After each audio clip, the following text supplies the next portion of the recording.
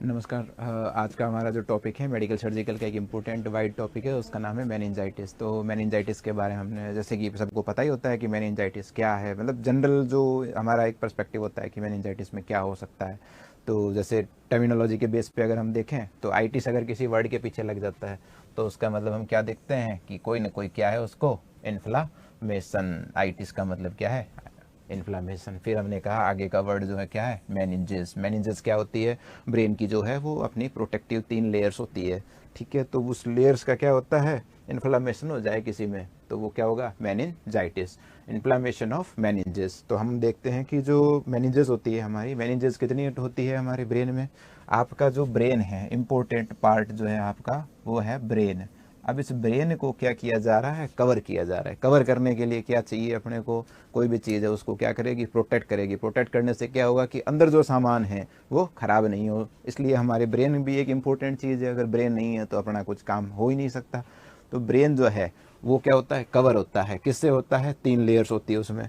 तो हम बात करते हैं तो सबसे पहली लेयर जो होती है, एक होती है कौन सी? ड्यूरामेटर, सबसे बाहर वाली। फिर हमने कहा ड्यूरा के बाद क्या आती है? Arachnoid matter. फिर उसके बाद क्या आती है? ड्यूरामेटर, एरेक्नॉइड मैटर और पाया मैटर। पी फॉर पाया। जैसे अगर इसका निमोनिक्स की अगर हम बात करते हैं तो खेत में अपन क्या डालते हैं? DAP, urea. तो वैसे क्या होगा? डीएपी। तो 3 हमारे ब्रेन में कौन सी लेयर होती है? ड्यूरामेटर, एरेक्नॉइड मैटर और पाया मैटर। फिर हम देखते हैं कि जो सबसे आउटर मोस्ट कौन सी है। तो जैसे हमने देख रहे हैं कि सबसे पहले क्या है? ड्यूरा। जो सबसे बाहर वाली जो लेयर होती है वो ब्रेन की, वो क्या होती है? ड्यूरा। ड्यूरा का मतलब क्या था? एकदम मजबूत, हार्ड, कठोर। जैसे हम कहते हैं ना Dura, Dura cell, Dura guard. Dura अगर किसी के पीछे लगा मतलब वो उसकी क्या है? ड्यूरेबिलिटी ज़्यादा है। तो ड्यूरेबिलिटी मतलब क्या है कि ये जो इसकी आउटर की जो ड्यूरा मैटर है वो सबसे ज़्यादा क्या है? इसको प्रोटेक्ट कर दिया आपके ब्रेन को। फिर उसके बाद आती है एरेक्नॉइड मैटर। तो एरेक्नॉइड क्या होती है? ड्यूरा के बाद में होती है। ये क्या करती है? ड्यूरा से कम पावरफुल होती है। फिर उसके बाद कौन सी होती है? पाया मैटर। पाया मैटर क्या करता है? ये भी क्या है? इनर मोस्ट लेयर ऑफ क्या होगी? ब्रेन का जो कवरिंग है उसकी इनर मोस्ट लेयर होती है पाया मैटर। तो हम कहेंगे ड्यूरा मैटर, एरेक्नॉइड मैटर और पाया मैटर के अंदर आपका ब्रेन क्या होता है? सुरक्षित होता है। फिर हम नेक्स्ट देखते हैं इसके बाद में कि हमने कहा इन लेयर का, जो आपकी लेयर है किसी भी लेयर का इन्फ्लामेशन हो जाना। इन्फ्लामेशन के कारण क्या होता है? मेनिंजाइटिस होता है। मतलब मेनिंजेस का इन्फ्लामेशन जो है वो क्या कहलाएगा? मेनिंजाइटिस। फिर हम देखते हैं कि ये किसके कारण हो सकता है। तो हम कहेंगे, तो पहले ज़्यादातर हम लोग बात करते हैं बैक्टीरियल, एक होता है वायरल इन्फेक्शन। बैक्टीरियल के अंदर क्या हो सकता है? न्यूबॉर्न्स के अंदर जो देखने को मिलता होता है group B, streptococci, E coli, Listeria मोनोज। और फिर आता है चिल्ड्रन और टीन्स जो होते हैं, स्टेप्टोकोकस निमोनियाई, हीमोफीलियस इन्फ्लुएंजा, नेजेरिया मेनिंजाइटिस। अगर कोई बैक्टीरिया नहीं है तो वो क्या हो सकता है? एसेप्टिक फॉर्म ऑफ मेनिंजाइटिस होता है। उसको हम क्या कहेंगे? एसेप्टिक मेनिंजाइटिस क्या होगा? वायरल। तो हम कहेंगे क्या है? ये वायरल मेनिंजाइटिस। अगर बैक्टीरिया नहीं है तो क्या होगा उसका? वायरल होगा। फिर हम इसके बाद देखते हैं कि बैक्टीरियल और वायरल इसके क्या हो सकते हैं? कॉज हो सकते हैं। किसके? अपनी जो मेनिंजेस है उनका जो इन्फ्लामेशन होता है वो किसके कारण हो सकता है? बैक्टीरिया या वायरस के कारण। फिर उसके बाद हम नेक्स्ट देखते हैं कि ये क्या चीज़ है, कैसे है, इसकी जनरल जो है कॉज क्या हो सकता है। Inflammation of the arachnoid and pia mater of brain and spinal cord. तो हमने कहा था कि हमारा जो ब्रेन है, जो आपका ब्रेन है, ये आपकी स्पाइनल कॉर्ड है, इसको कौन कवर करता है? मेनिंजेस इसको कवर करके रखती हैं। तो इन किसी भी मेनिंजेस का अगर इन्फ्लामेशन होता है तो क्या होगा? मेनिंजाइटिस। क्या होगा? मेनिंजाइटिस। उसके बाद करते हैं कि इसका कॉजेटिव एजेंट क्या है। कॉजेटिव एजेंट की बात करते हैं तो हमने बताया कि आपको क्या हो सकता है? बैक्टीरिया हो सकता है या क्या हो सकता है? वायरल। तो हमने कहा क्या हो सकता है? बैक्टीरियल या हो सकता है वायरल। इसके अलावा भी क्या हो सकते हैं? जैसे फंगल हो सकता है, प्रोटोजोआ हो सकता है, जिसके कारण क्या हो सकता है? मेनिंजाइटिस। लेकिन मेनली बैक्टीरियल या वायरल होता है। फिर उसके बाद है प्रीडिस्पोजिंग फैक्टर्स। इसमें क्या क्या हो सकते हैं? ऐसे कौन से फैक्टर हैं जो भी उसके कारण भी आपका क्या हो सकता है? मेनिंजाइटिस हो सकता है। तो क्या क्या हो सकते हैं उसमें? स्कल का फ्रैक्चर हो गया किसी पेशेंट का या किसी व्यक्ति का। फिर उसमें देखते हैं ब्रेन और स्पाइनल की किसी ने सर्जरी कराई है, किसी ने क्रेनियोटोमी करवाई है, या कोई ऐसा ट्यूमर हो गया उसके ब्रेन में और उसकी उसने क्या कराई है? सर्जरी। अगर सर्जरी करवाई है तो आप क्या करेंगे, जो आपका पेशेंट है उसको अच्छे से ट्रीटमेंट के बाद में जो पोस्ट ऑपरेटिव केयर है या ड्यूरिंग उसकी सर्जरी कोई ऐसा जो एसेप्टिक टेक्निक को फॉलो नहीं कर पाए, उसके कारण कोई इन्फेक्शन हो गया तो उसके कारण भी हो सकता है। फिर आता है साइनस और अपर रेस्पिरेटरी ट्रैक का कोई इन्फेक्शन अगर होता है तो उसके कारण भी हो सकता है। फिर हम नेक्स्ट देखते हैं the use of the nasal spray and A compromised immune system.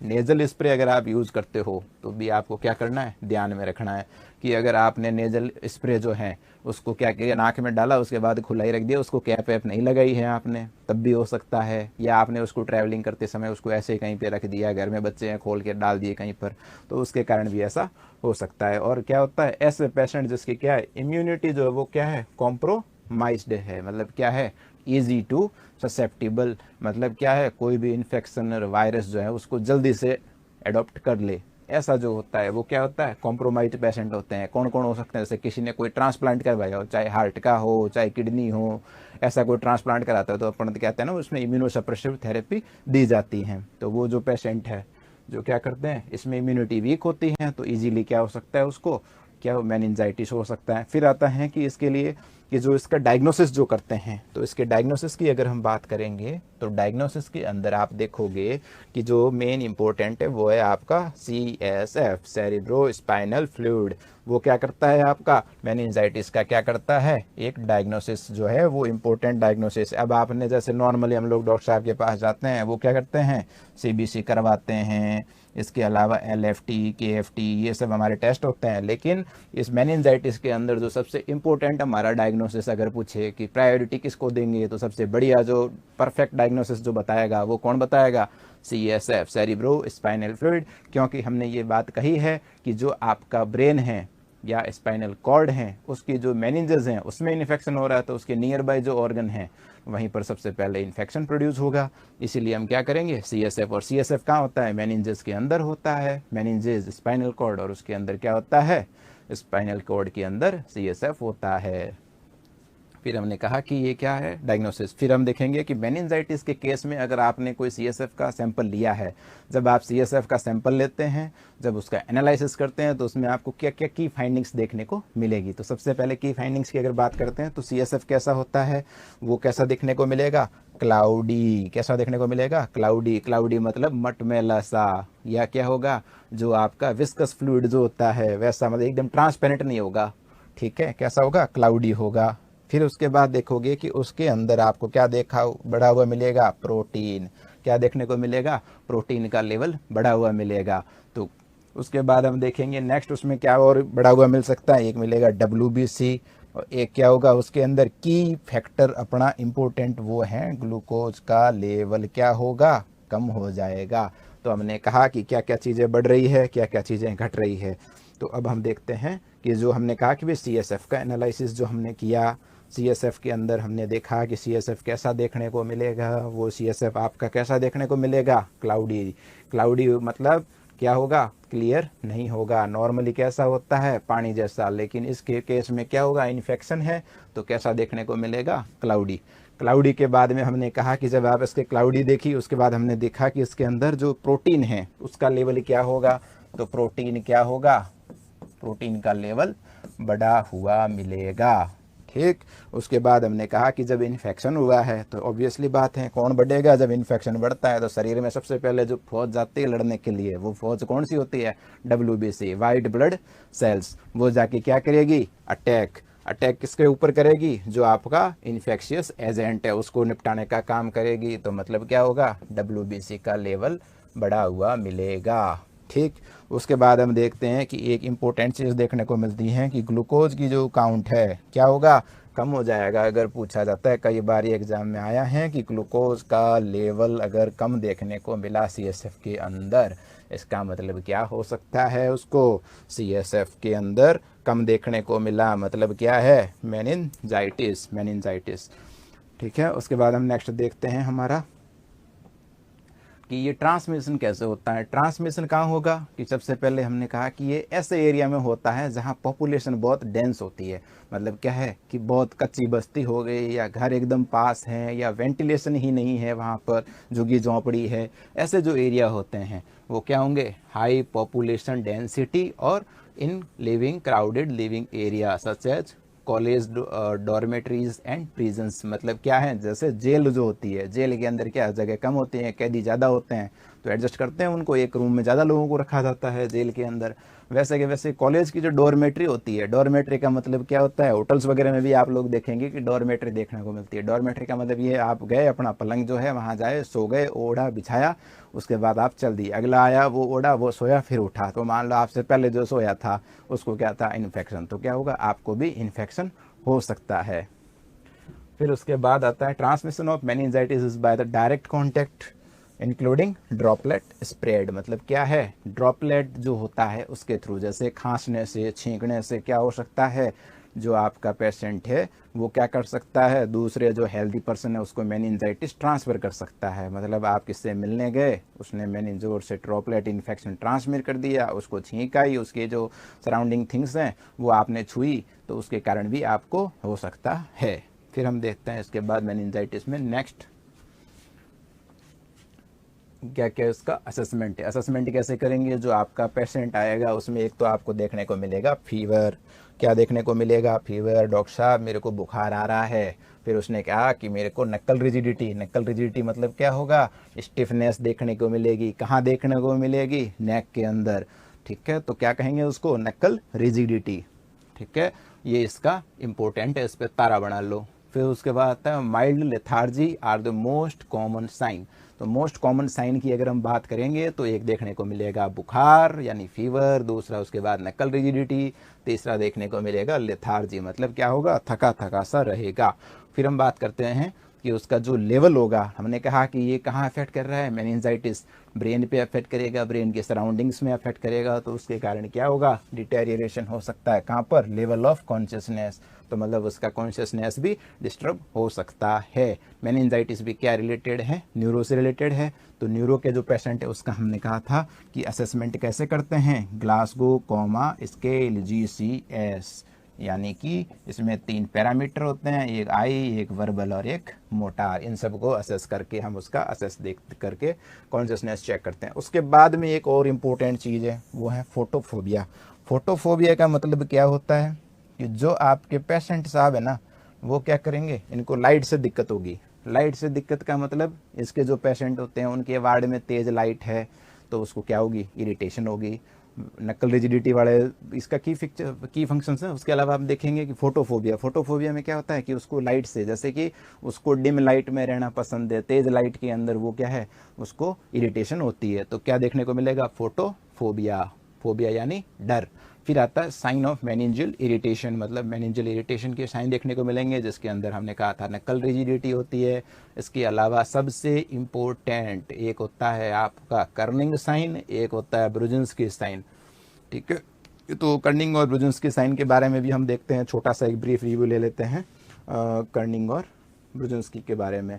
तो कर्निंग साइन, जैसे अब इसको याद करने का भी अलग अलग तरीके होते हैं सबके, जैसे हम बात करेंगे, पहला है कर्निंग साइन, दूसरा है ब्रुजिन्स्की साइन। अब इसको कई बार एग्जाम में पूछा गया है, चाहे वो कंपटीशन का हो या अदर कोई भी एग्जाम हो, जैसे क्लासरूम जो BSc नर्सिंग सेमेस्टर वगैरह के जो एग्जाम होते हैं MCQ बेस्ड, उन सभी में ये पूछा जाता है। क्लासिकल साइन हम कह सकते हैं इसको, क्या कह सकते हैं, क्लासिकल साइन। क्लासिकल साइन कौन सा है, कर्निंग और ब्रुजिन्स्की, मेनिंजाइटिस के क्लासिकल साइंस के बारे में बताओ। तो K4 कर्निंग, कर्निंग के अब जैसे हमको देखना है कर्निंग क्या है, तो कर्निंग से आप ये याद करने का एक ट्रिक है, कर्निंग का मतलब कि फर्स्ट लेटर कौन सा है, के में हम, इसके बाद इसमें क्या होगा, नी, ठीक है। तो हम नी देखेंगे, तो नी का मतलब क्या है कि जो आपका पेशेंट है उसको पहले तो आपने क्या कहा, सीधा लेट जा भाई। जब उसको सीधा लेटा हुआ था वो पेशेंट बेड पे, फिर आपने क्या किया, उसका जो पैर है ये सीधा लेटा हुआ है, फिर आपने इसके पैर को क्या किया, फ्लेक्स किया है। कितना फ्लेक्स किया है, हिप जो है उसको 90 डिग्री पे फ्लेक्स किया, फिर 90 डिग्री पे, फिर आपने इसको भी फिर से 90 डिग्री पे जो आपका फुट एरिया है, फिर आपने जैसे ही इसको अपवर्ड मूवमेंट किया, तब इसको क्या होगा, जब आपने इसका एक्सटेंशन किया तो इसको बहुत ज़्यादा पेन होगा। तो इसको क्या कहेंगे, कर्निंग साइन। कर्निंग साइन और याद करने का तरीका, इसमें क्या करते हैं, इसमें घुटने को उठाते हैं, घुटने का एंगल चेक करते हैं, हिप कितना फ्लेक्स होना चाहिए 90 डिग्री पे, नी कितना होना चाहिए 90 डिग्री पे, और जब एक्सटेंशन करेंगे तो क्या होगा, पेनफुल स्टिमुलाई मिलेंगे। फिर उसके बाद हम नेक्स्ट देखते हैं ब्रुजेंस के साइन। ब्रुजेंस के साइन क्या होता है, ब्रुजेंस के साइन। अब जैसे आपका जो पेशेंट है उसको आपने सीधा लेटाया, नॉर्मल लेटा हुआ था, अब इसका असेसमेंट करना है, तब आप इसके पास गए, आपने जो पेशेंट है उसकी पोजीशंस दी, फिर उसके बाद आपने क्या किया, उसका जो पेशेंट होता है, हम क्या करते हैं घर में जो बूढ़ा आदमी होता है उसको हम क्या करते हैं, सिर के सहारे से उठाते हैं, या कोई न्यूबॉर्न बेबी है उसको भी क्या करते हैं, नेक के पीछे सपोर्ट रख के उठाया जाता है। अब इस पेशेंट को आपने क्या किया कि ये इस भाई का सिर है, आपने इसके सिर को सपोर्ट से क्या है उठाने की कोशिश करी। जब आपने इसको उठाने की कोशिश करी तो पहले तो क्या था, आपका पैर जो है वो सीधे थे, स्ट्रेट थे, सुपाइन पोजीशन में था। जब से ही आपने इसको क्या है पैर को उठाया, ऑटोमेटिकली इसका जो पैर है ये क्या होगा, ये मूव करेगा कहाँ की ओर, इनर, कहाँ पे, थाई की तरफ। ये जो आप देखेंगे, जो फुट रीजन देख रहे हो, ये क्या होगा, इधर चला जा रहा है, और जो नी है ये क्या हो रहे हैं, फ्लैक्स हो रहा है। ठीक है, तो क्या देखने को मिलेगा, नी का फ्लेक्शन, ये होता है ब्रुजेंस के साइन। अब इसको याद करना है तो इसमें कर्निंग का मतलब के का मतलब आपने देखा नी, ब्रुजेंस की यानी बूढ़ा आदमी, बी से बूढ़ा आदमी, तो बूढ़े आदमी को क्या करते हैं, सिर पे सपोर्ट देकर उठाते हैं। ठीक है, ठीक है, तो ये आपको क्लासिकल साइन आपके क्लियर हुए कि कौन कौन से क्लासिकल साइन होते हैं, नक्कल रिजिडिटी, कर्निंग, ब्रुजेंस की। फिर उसके बाद हमने देखा कि और क्या देखने को मिलेगा, रेड मैक्यूलर रेसेस देखने को मिलेंगे किस केस के अंदर, अगर मेनिंगोकोकल मेनिंजाइटिस है तो, और एब्डोमिनल पेन देखने को मिलेगा, चेस्ट पेन देखने को मिलेगा अगर उसको वायरल मेनिंजाइटिस है। वायरल मेनिंजाइटिस अगर किसी भी पेशेंट को होता है तो उसके अंदर आपको क्या देखने को मिलेगा, एब्डोमिन में और चेस्ट में क्या देखने को मिलेगा, पेन। ठीक है, तो ये इसके क्या है असेसमेंट करने का तरीका। फिर उसके बाद हमने देखा कि इसकी कुछ निमोनिक्स वो की फाइंडिंग्स होती हैं कि अगर किसके अंदर क्या देखने को मिलता है। मेनली हमारा काम जो है वो है, एक तो बैक्टीरियल पे फोकस है, एक होता है वायरल। मेन मोस्ट कॉमनली क्या होता है, वायरल और बैक्टीरियल, ये दो ही देखने को मिलते हैं, फंगल ट्यूबरकुलोसिस और ये ज़्यादा नहीं है। तो अगर देखेंगे कि इसका CSF के प्रेशर की बात करते हैं तो बैक्टीरियल में बढ़ता है, वायरल में बढ़ भी सकता है और नॉर्मल भी रह सकता है। सेल कौन सी जो हैं वो सेल्स देखने को मिलेगी, इसमें न्यूट्रोफिल्स और इसमें लिम्फोसाइट, इसमें लिम्फोसाइट। फिर आता है प्रोटीन। प्रोटीन का लेवल क्या होता है, प्रोटीन का लेवल किसके अंदर बढ़ेगा, किसमें, हमने बताया था कि बैक्टीरियल के अंदर क्या होता है, प्रोटीन का लेवल बढ़ता है, जबकि वायरल के अंदर प्रोटीन का लेवल बढ़ भी सकता है और नॉर्मल भी रह सकता है। इसके अलावा हमने कहा था ग्लूकोज, तो ग्लूकोज का लेवल क्या होगा, जब हम देखेंगे तो उसका जो ग्लूकोज यानी कि शुगर का लेवल क्या देखने को मिलेगा, अगर किसी को बैक्टीरियल इन्फेक्शन है शुगर कम होगी, अगर किसी को फंगल है तब भी कम होगी, और वायरल के अंदर क्या हो सकता है, नॉर्मल या एब्सेंट। ठीक है, इसके बाद अब इसका मैनेजमेंट कैसे करना है, इंटरवेंशन क्या करेंगे। जैसे अब किसी को मेनिंजाइटिस हो गया, आपने डायग्नोसिस कर लिया, आपने देख लिया कि इसको क्या क्या हुआ है, अब इसकी बात करते हैं इंटरवेंशन। तो मैनेजमेंट क्या होगा, मॉनिटर करेंगे फॉर द वाइटल साइन और न्यूरोलॉजिकल साइन। वाइटल साइन के अंदर क्या होगा, टेम्परेचर, पल्स, रेस्पिरेशन। ठीक है, उसके बाद न्यूरोलॉजिकल के अंदर हम देखेंगे इसका क्या, GCS यानी कि इसका कॉन्शियसनेस चेक करेंगे। फिर आप देखोगे क्या, assess for sign of increase ICP। ICP क्या होता है, इंट्राक्रेनियल प्रेशर जो होता है वो बढ़ जाता है, क्यों बढ़ जाता है और बढ़ने पर क्या देखने को मिलता है, ये हम अलग से एक टॉपिक पर डिस्कस करेंगे इस पे। लेकिन मेनली ये है कि बताया जाता है कि जब इंक्रीज ICP होता है तो क्या देखने को मिलता है, एक तो उसको चक्कर आने लगेंगे, उसका सिर भारी हो जाएगा, उसका सिर में दर्द होने लग जाएगा, तो ये क्या है, ICP के साइन है। फिर इसके अलावा क्या हो सकता है, उसको सीजर आ सकते हैं, तो सीजर के लिए आपको क्या है, सोडियम वेलप्रोएट है या जो भी मेडिकेशन है वो बेड साइड रेडी होनी चाहिए। सीजर अगर होता है तो सीजर में भी नोटिस करना है कि सीजर किस एरिया से चालू हुआ है, ये नर्स जो है वो देखेगी कि सीजर की एक्टिविटी। फिर आता है monitor for the sign of meningeal irritation के जो साइन हैं, परफॉर्म क्रेनियल नर्व असेसमेंट। उसके बाद देखेंगे पेरिफेरल वेस्कुलर स्टेटस देखेंगे, और maintain isolation precaution as necessary with bacterial meningitis. Bacterial meningitis के साथ में क्या करना है आपको, पेशेंट को है हमने कहा क्या करना है, आइसोलेशन, किससे बचाने के लिए, ड्रॉपलेट इन्फेक्शन से प्रिवेंट करने के लिए, किससे, ड्रॉपलेट इन्फेक्शन से प्रिवेंट करने के लिए।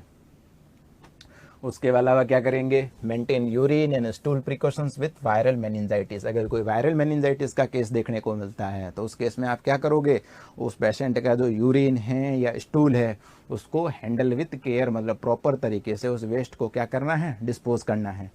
फिर उसके बाद में आता है maintain respiratory isolation for the client with pneumococcal meningitis. अगर किसी को कौन सा है, न्यूमोकोकल मेनिंजाइटिस है, तो आप क्या करोगे, उसका रेस्पिरेटरी आइसोलेशन मेंटेन करेंगे। फिर उसके बाद आता है elevate the head of the bed 30 degree and avoid neck flexion and extreme hip flexion.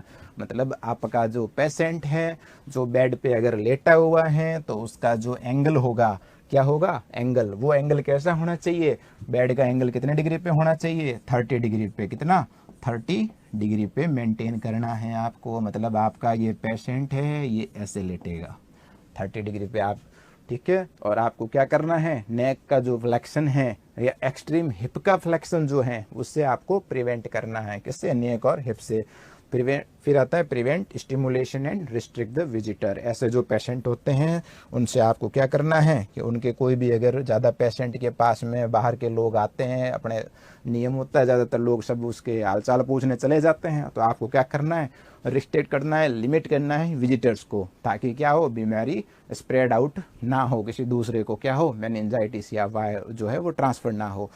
और उसके अलावा administer analgesic and antibiotics as prescribe. जो भी मेडिकेशंस अगर पेशेंट को लिखी हुई हैं तो आप उसको क्या करोगे, प्रिस्क्राइब करोगे। इसके अलावा हम बेसिक जो हमने मेनिंजाइटिस के बारे में पढ़ा है, मोस्ट ऑफ क्वेश्चंस जो हैं वो यहीं से बनते हैं। और हम देख लिया कि मेनिंजेस होती है, मेनिंजेस की 3 लेयर होती है, बैक्टीरियल या वायरल हो सकते हैं, किसके अंदर किसका लेवल बढ़ जाता है ये भी हमने देखा कि बैक्टीरियल है तो क्या देखने को मिलेगा, उसका जो CSF एनालिसिस करते हैं। इसके अलावा CSF का आपको पता ही है कि CSF का जो सैंपल कहाँ से लिया जाता है, ये भी आपको पता ही होगा कि CSF जो है आपका एनालिसिस करने के लिए आप सैंपल लेते हो, कहाँ से लेते हो, L4 L5। इसमें पेशेंट को कैसे लेटाते हैं, इसमें पेशेंट को कौन सी पोजीशन दी जाती है, ये क्या है, बहुत ज़रूरी है। तो आपने कहा कि कहाँ से लेते हैं, L4 L5 या फिर L3 L4 से। ये क्या होती है, इंजेक्शन की साइट होती है। मतलब आपका जो पेशेंट है उसकी वर्टिब्रा है, उसके लंबर रीजन के L3 L4 या फिर L4 L5 से स्पाइनल फ्लूइड की टैपिंग की जाती है। क्या की जाती है, टैपिंग की जाती है, मतलब फ्लूइड को बाहर निकाला जाता है। अब इसको बाहर निकालने के लिए अपने क्या देखते हैं, पोजीशन देनी ज़रूरी है। अब पोजीशन कौन सी देंगे, अब सीधा लेटाओगे तो आप उसमें परफॉर्म नहीं कर सकते, तब आप क्या करोगे, इसको पोजीशन दोगे। पोजीशन देने के लिए क्या करेंगे, सबसे उसको पोजीशन के लिए बात करते हैं तो उसको क्या करेंगे, कौन कौन सी दे सकते हैं। एक तो मोस्ट कॉमन हमने सुना है सबने, क्या, सी शेप पोजीशन।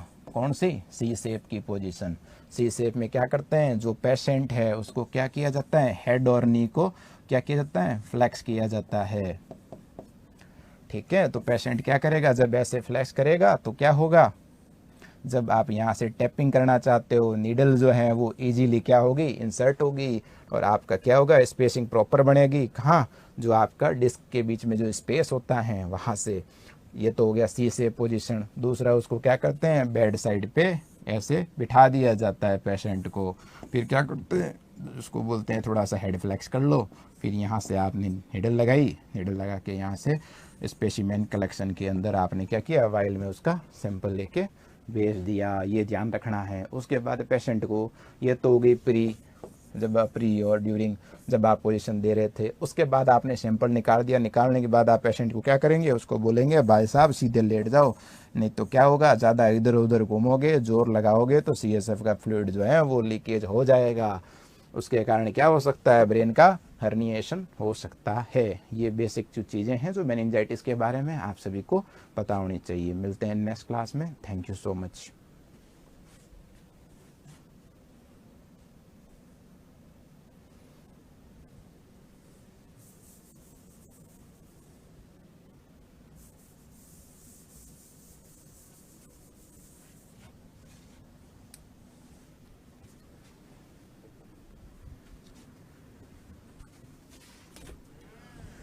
ईश्वर जी।